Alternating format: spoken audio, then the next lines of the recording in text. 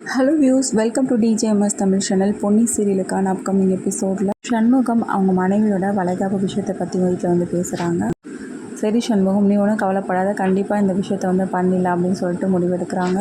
எல்லாத்தையும் கேட்ட சந்திரசேகர் ஜெயாவை கூப்பிட்டு உள்ளே உட்காந்து பேசுகிறாரு. என்னங்க, ஏன் கூப்பிட்டீங்க அப்படின்னு சொல்லிட்டு ஜெயா கேட்க, ஜெயா நீ ஏன் இப்படிலாம் பண்ணிட்டு இருக்க அப்படின்னு சொல்லிட்டு சந்திரசேகர் கேட்க, ஏன் என்னங்க பண்ணிட்டேன் நான் அப்படின்னு சொல்லிட்டு ரொம்பவே கோவமாக கேட்க, நீ என்ன பண்ணன்னு சொல்லிட்டு உனக்கு தெரியாதா இப்போ அப்படின்னு சொல்லிட்டு கேட்க, என்னன்னு பண்ணன்னு சொன்னாதானங்க தெரியும், நீ சொல்லாமல் எப்படி தெரியும், நான் ஃபஸ்ட்டு என்னன்னு சொல்லிட்டு விஷயத்த சொல்லுங்க அப்படின்னு சொல்லிட்டு ஜெயா கேட்க, இப்போ இருக்க நிலைமைக்கு இப்போ வந்து சீமந்தம் பண்ணணுமா அப்படின்னு சொல்லிட்டு கேட்குறாரு. என்னங்க பேசிட்டு இருக்கீங்க, எதுக்காக இப்படிலாம் கேட்குறீங்க, நம்ம மருமகளுக்காக நம்ம சீமந்தம் பண்ண போகிறோம், இதையே பெரிய விஷயமா பேசிகிட்டு இருக்கீங்க, பொண்ணு இப்போ இருக்க நிலமையில இதெல்லாம் தேவையா ஜெயா அப்படின்னு சொல்லிட்டு கேட்க, ஓ அது தானே பார்த்தேன், உங்களுக்கு உங்கள் மருமக தான் முக்கியம், இந்த மருமகெல்லாம் உங்களுக்கு எப்படி கண்ணுக்கு தெரிய போகுது அப்படின்னு சொல்லிட்டு ஜெயா கேட்க, என்ன ஜெயா அப்படிலாம் பேசுகிற நீனு, இப்போ பாரு ஜெயா, நீ வீட்டில் பல பிரச்சனை போயிட்டுருக்கு, இந்த சமயத்தில் இது பண்ணலாம் அது பண்ணலான்னு சொன்னால் கஷ்டமாக இருக்காதா அப்படின்னு சொல்லிட்டு கேட்க, ஓ யாருக்கு கஷ்டமாக இருக்குன்றீங்க, உங்கள் மருமக பொன்னிக்கு அப்படி தானே, உங்கள் மருமக பொன்னியை பற்றி மட்டும்தான் யோசிப்பீங்களா, வேறு யாரையும் பற்றி நீங்கள் யோசிக்க மாட்டீங்க அப்படி தானே,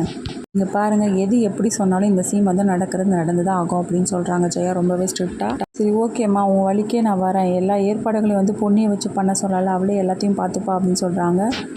அங்கே சுற்றி இங்கே சுற்றி இப்போ எங்கே வந்து நிற்கிறீங்கன்னு நல்லா புரிஞ்சிக்க முடியுது, உங்களால் கொஞ்ச நேரம் கூட அமைதியாகவே இருக்க முடியாது, இதெல்லாம் பண்ணுறதுக்கு வேறு ஒரு ஆள் இருக்காங்க, அவங்க எல்லாத்தையும் நல்லபடியாக பார்த்துப்பீங்க, ஆனால் சும்மா வந்து பொன்னி பண்ணணும் அதை பண்ணணும் இதை பண்ணிங்கன்னா நான் ரொம்ப டென்ஷன் ஆகிடுவேன் அவ்வளோதான் அப்படின்னு சொல்லிட்டு ரொம்ப ஸ்ட்ரிக்டாக சொல்லிடுறாங்க. யாரை ஜெயா சொல்கிற நீ அப்படின்னு சொல்லிட்டு கேட்க, எல்லாம் நான் சொல்லும்போது பார்ப்பீங்கள்ல அப்போ தெரிஞ்சுக்கோங்க, இப்போ வந்து எங்கிட்ட கேட்டுட்டு இருக்காதீங்க அப்படின்னு சொல்லிட்டு போயிடுறாங்க.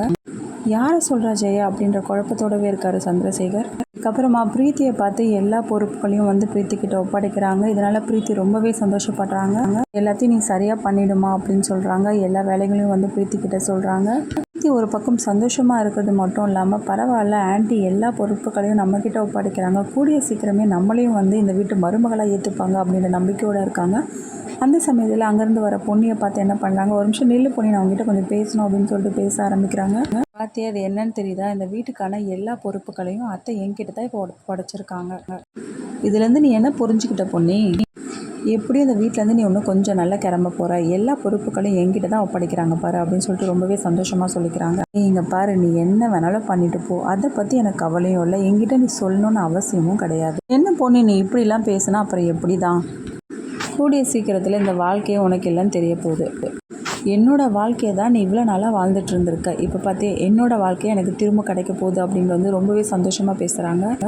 இது எல்லாத்தையும் பார்த்துட்டு இருந்த பொண்ணு ரொம்பவே அதிர்ச்சியாக கேட்க, என்ன இவ இப்படி சொல்கிறாளே அப்படின்ற மாதிரி யோசிக்கவும் ஆரம்பிக்கிறாங்க. பிரீத்தி இப்படியெல்லாம் பேசுறதை பார்த்த பொண்ணு என்ன பண்ணுறாங்க, அந்த சமயத்துலேயும் வந்து சக்தி விட்டு கொடுக்காம தான் பேசுகிறாங்க. இதுக்கப்புறமாவது புரியுதா பிரீத்திக்கு சக்தி மேலே இருக்கிறது உண்மையான காதல் தான், அதனால தான் வந்து இதேமாரி எதுவும் பண்ண முடியல அப்படின்றத வந்து புரிஞ்சுக்கிறாங்களா இல்லையா, அது எல்லாமே தெரிஞ்சுக்கலாம். அதுக்கு மறக்காம இந்த சேனல் வந்து சப்ஸ்கிரைப் பண்ணிக்கோங்க, கூடவே இருக்க அந்த பெல் ஐக்கனும் கிளிக் பண்ணிவிடுங்க, அப்போ தான் நான் போடுற அடுத்தடுத்த வீடியோஸ் உங்களுக்கு நோட்டிஃபிகேஷனில் வரும். ஓகே வியூஸ், தேங்க்ஸ் ஃபார் வாட்சிங் திஸ் வீடியோ.